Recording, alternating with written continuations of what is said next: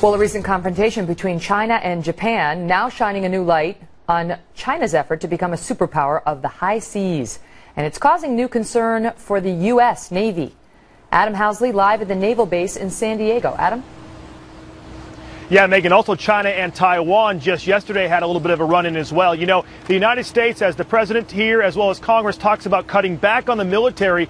There is a repositioning taking effect with the majority of forces coming here to the Pacific in response to China's military buildup. Today, they launched their first aircraft carrier. It's a carrier they bought from the Ukraine, which was a former Soviet carrier. It was officially dedicated today, and it's meant to increase China's presence in the region. And when you talk to experts on the Pacific region, they'll tell you that China is a force to be reckoned with.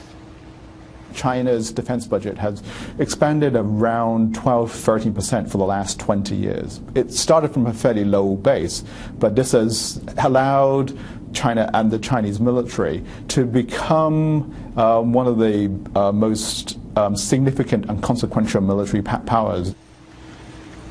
Now, this China military buildup not only concerns the United States, which has been a power in the Pacific since the Great White Fleet more than 100 years ago, but also many of our allies in the region, like South Korea, Japan, Taiwan, Australia, and even smaller allies like the Philippines and Vietnam, who've asked the U.S. to become even stronger allies and put some of our ships and troops in their areas. There are plans to put some of our ships even in Singapore.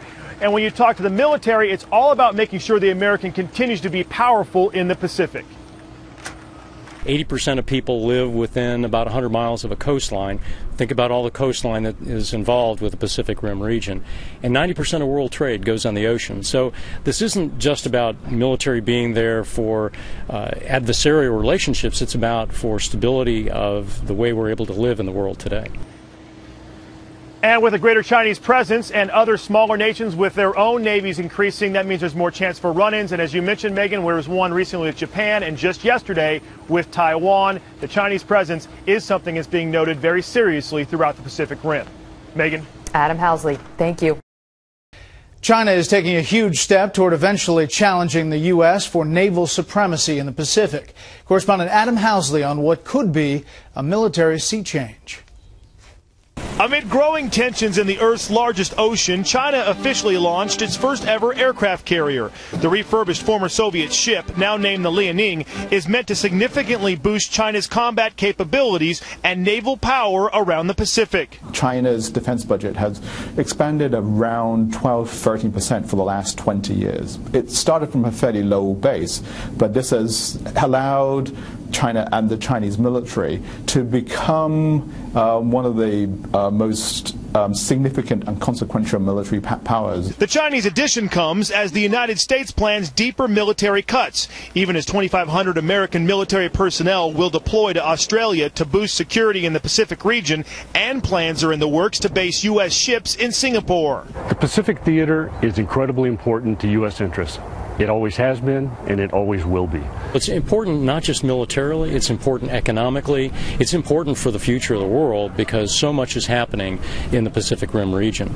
And it behooves all of us to not just follow it, to be an active part of it. An increased American part that focuses not only on protecting vital shipping lanes, but supporting Asian allies that are increasingly concerned with the Chinese military buildup and more aggressive actions around the region. 80% of people live within about 100 miles of a coastline. Think about all the coastline that is involved with the Pacific Rim region. And 90% of world trade goes on the ocean. So this isn't just about military being there for adversarial relationships. It's about for stability of the way we're able to live in the world today. In recent weeks, U.S. military leaders have acknowledged the rebalancing of forces into the Pacific region, even calling it a military pivot with an increase in cooperation, not only with larger allies like Japan and Australia, but smaller countries like the Philippines, Indonesia, and Vietnam, also openly looking to expand military ties with the United States. Brett? Adam, thank you.